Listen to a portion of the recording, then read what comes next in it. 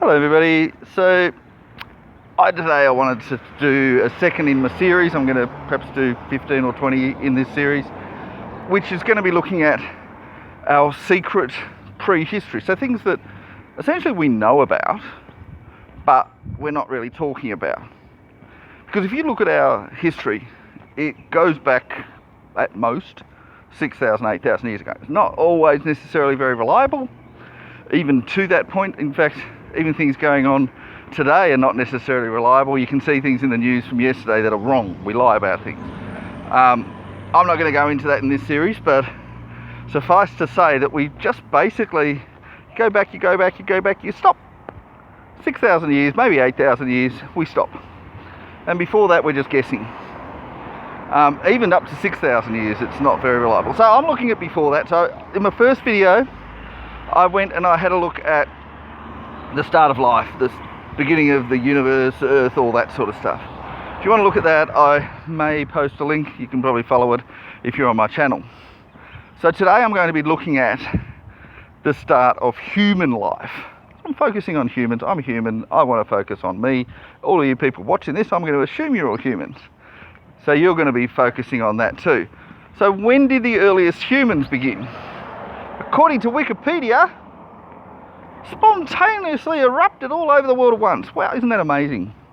I found that just so amazing when I read that. I was like, wow. So spontaneously started in Australia, New Zealand, South America, Central America, North America, Western Europe, Eastern Europe, Northern Europe, Southern Europe, Asia, North Africa, East Africa, Central Africa, the Levant, all these places, probably many more, all at once. Anyone that wants to say, well, basically anywhere that said our indigenous population have said that that's where life began, therefore that's where life began. Now, that's very politically correct of us, isn't it? It's very nice of us to say things like that. But it's probably not accurate. I'm just going to say that. I'm not going to really debate that, because we're kind of appealing to everybody. And I'm going to tell you, my dear YouTube audience, that I will know at most one of them is true. Not even two could be true. Because the idea of spontaneous evolution, if you understand evolution at all, it in multiple places at once could not happen. Couldn't even happen in two places at once. Not spontaneously. I mean, maybe in hypothetical it could, but not really realistically. And also that time period is completely off. So we know that there was a human migration because we can follow the fossils. And we know that it started in Africa and it went out and blah, blah, blah, blah, blah. New Zealand was only like 700 years ago the first people went there. That's pretty much the last place that anyone went. Completely uninhabited before that. In fact, even the Polynesians say that. They say, oh, they went from Tahiti out to New Zealand. So why are you saying it started in New Zealand? I'm sorry, people, it didn't. Now, Aboriginal Australia, I mean, I'm probably offending a lot of Aboriginals when I say, well, it didn't. You guys came from Mauritius, the same place that also went off to India. Sorry, Indians, it didn't start in India either. I'm offending you guys too. I mean, I suppose I'm offending a lot of people, but I'm doing it all equally, I suppose. So hopefully that's okay. But yeah, so which was the place that it actually started? Well, the simple answer is we don't actually know the exact place. And I say this because, while we do have fossils that say Ethiopia and Chad, and I'm going to explain why I'm picking one over the other, but we don't know if that's where the first person was. And I'll explain this. So when people die, most people die today, they will die, they'll be buried, they'll be put in a coffin. Now, some people are burned, and they, of course, they're not put in a coffin. So if you're cremated, burned, you're pretty much, there's nothing left. So once you've got the cremation happened, well, you're not going to find a fossil out of cremation, are you?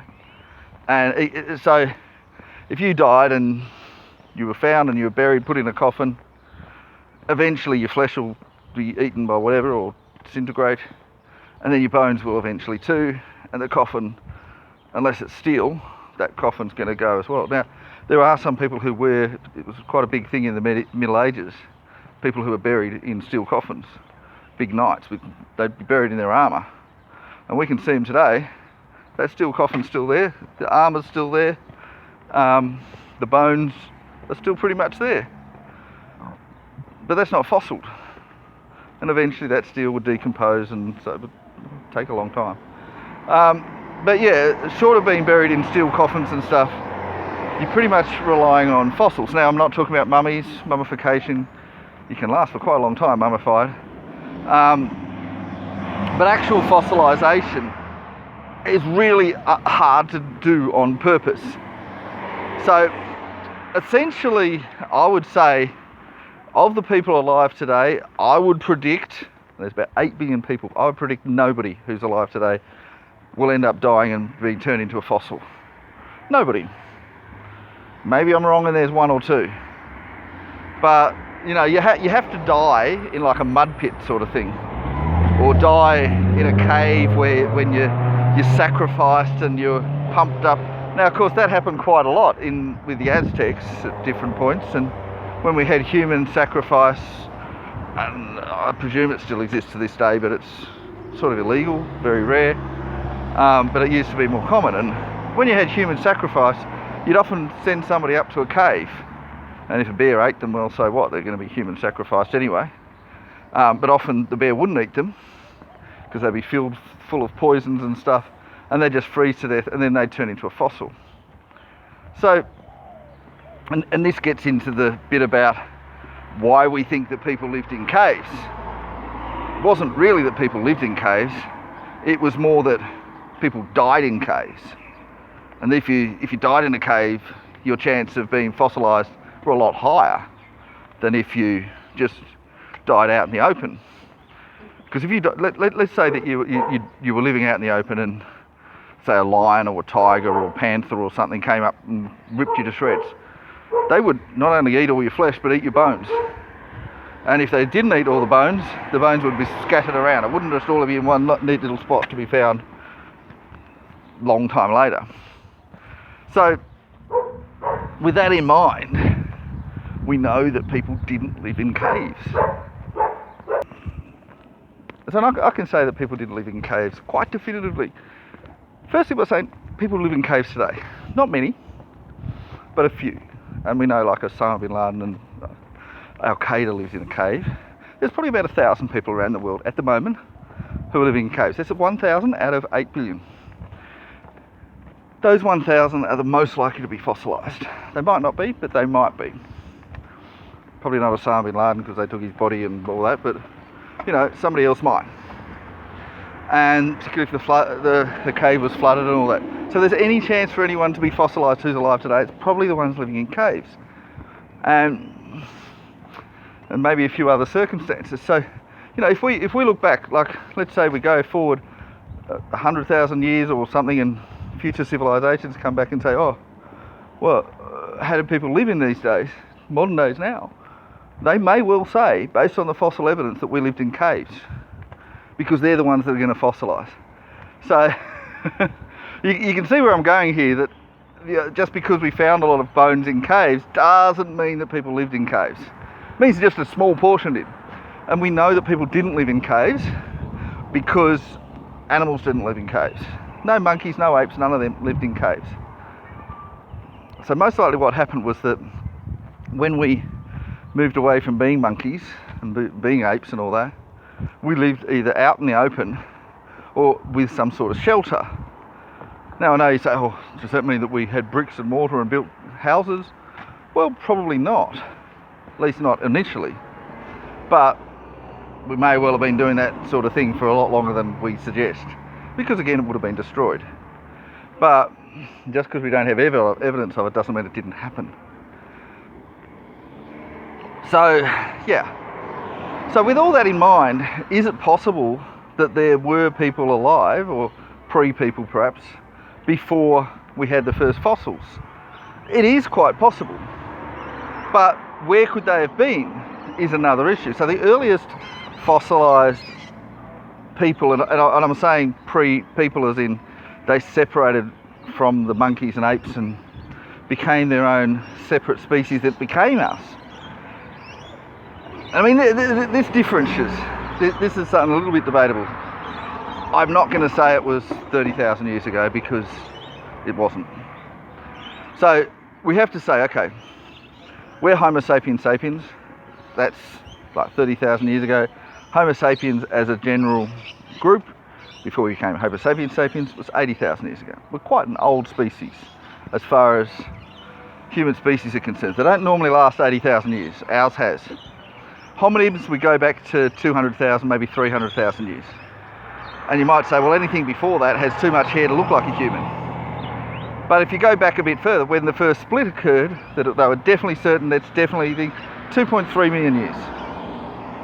And then if you go back and you say, well, the possible first split, and we're not sure, 8 to 10 million years, maybe even 12 or 13. And you can see where the issue is. So 8 to 10 million years ago, roundabout, I'm just going to say 10 because I think we probably missed a few fossils, and maybe they existed but then disintegrated, because to have a fossil last that long is quite an achievement, because even fossils end up being destroyed. So I'm going to say 10 million years ago. So 10 million years ago, the little apes and monkeys and all that had a group that split off that ended up becoming humans. But did that happen in Australia? No. Australia didn't have any humans or human-like creatures at all. Didn't have monkeys. So they had to visit there 65,000 years ago. So not in Australia, not in New Zealand, not in the Americas, not North America or South America, not in Europe, it's not in Asia, not anywhere in Europe, but only in Africa. And only in a part of Africa, not South Africa, not East Africa, not, or maybe a little bit east, but Central Africa. So we have Ethiopia and Chad. Now, it's possible that people live somewhere nearby to there, or these pre-people that became humans, and that they then didn't die in that prescribed fossilised way until they got to Ethiopia. It's possible. Look, so if somebody said, we think that humanity first arose in Iraq, I'd say, how far is Iraq from Ethiopia? It's close enough, I can believe that. They say, humanity first arose in Israel. I'm going to say, how far away is Israel from Ethiopia? Not that far. Okay, I can believe that. So Nigeria, I can believe that. They say Mauritania, I can believe that. They say Spain, and say there's a big stretch of water in the middle, pretty unlikely, maybe. But they say Germany, I'm saying no. They say USA, I'm saying, are you kidding me? No. So Australia, are you kidding me? Unless of course they had better technology than what we think, and it's quite possible they had better technology. So yeah, it's probably in Ethiopia or Chad. Now Chad has the older fossils slightly, but Ethiopia has more of them. And there's a lot of history. My guess is Ethiopia, modern day Ethiopia. So, and how did it happen? So how did we first start having humans or pre-humans? Did God come along and touch it? Well, the problem is we have all this link of all these evolutionary changes, and that suggests that it wasn't really God or somebody that did this, or some alien. It's probably not that. In fact, if they were doing it, why did they do it? You have to have a reason for them to do it. What's the purpose? And you wouldn't be having all these little evolutionary steps if that was the case. So, while it was a nice thought, it's been proven that that wasn't the case. And I think it'd be really hard to then go back and say, well, that was the case and all this other stuff we made up. It was created to sort of confuse you. Yeah, probably not. So what probably happens, so this is what a lot of tribal societies do. When somebody's born that's a bit unusual, there's really three options. Number one, they can just put up with them and just nurse them and all that. Feel bad about it the whole way through. Of course, if you don't have enough medical capabilities, you're probably not going to want to do it. Number two is you just kill them. And number three is you isolate them. Now, if we're talking about 10 million year old apes or pre-apes or whatever, they're not really going to have the medical capabilities to look after them. So they're probably not going to want to. And look, they might kill them, but they might not want to because it's their own family. So they might say, please, please, just banish them, and they'll be banished. And we know that that happened for a very long time in human history too. So if you're born with an anomaly, with an extra toe, an extra finger, a long tail, or whatever it might be, which again could happen because of genetic manipulation by viruses, as I went over in my first channel. So it doesn't have to have been aliens or God, unless of course you consider God to be a virus or something like that, which I've already gone over in my first video. But yeah, so you'd be isolated. Sometimes you'll be killed. You wouldn't really be nurtured because they just wouldn't have the possibility to do that. And also they know not to do that because there'd be a genetic memory that if you do that, then that person will have children that might become stronger than you and end up killing you and taking over the tribe. And then your tribe is them, not you. So it's an existential threat to you. So you'd probably either kill them or isolate them. If you isolate them, you banish them, not allowed in the tribe anymore. Tribe is not allowed to talk to them. They're banished. Now most of the time you do that, they're going to get killed because they're by themselves, because you need to have a group in order to survive. But some of them would survive. Some of them will be strong enough. So the only ones that are banished that are strong enough is when the evolution was a positive one. Most evolutions are negative. Most of the time a virus changes your DNA, it changes it for the worse. But occasionally it'll change it for the better. Changes it for the better, you're isolated, and because you're changed for the better, you're able to survive. So you survive. But then you're not having any children. So that's the end of that evolutionary line. But occasionally you might find, and it's probably not the same tribe, it'll be two different tribes that perhaps share a common little area that they hunt in or move around, and one male from one and one female from another are isolated. They don't have to have the same anomaly. They just have to both be isolated. They'll isolate, both with anomalies, both be strong enough to survive, and then they have children. And they would have children whether they like the look of each other or not. They'd say, oh well, we're isolated, oh well, isn't that just so amazing? And that would be an attraction, and you'd have children from that. Perhaps not every time, but most of the time you'd expect it. Because heck, you'd know that having children is part of your survival thing. That along with killing things and not being killed and not being discovered. And they'd hide away. And then they'd create their own society. And that society would eventually grow up to be strong enough to kill the ones that isolate them. It wouldn't happen in one generation. That'd probably take 300 or 400 years to be strong enough to do that. So you're isolated, not dying. So how long would that take? So I think that such anomalies would happen about, let's say 1 in 50. So 1 in 50, you've got a tribe 1 in 50, and then you're going to have, how many of them are going to survive? 1 in 20 of them, so you're talking about 1 in 1,000. How many of them are going to meet someone else, where you're going to talk maybe 1 in 20 again? So what are we up to, 100,000? 1 in 100,000 births is going to lead to that sort of situation, and then it's going to, how many of them are going to survive for generations? It's going to take a long time for this to happen.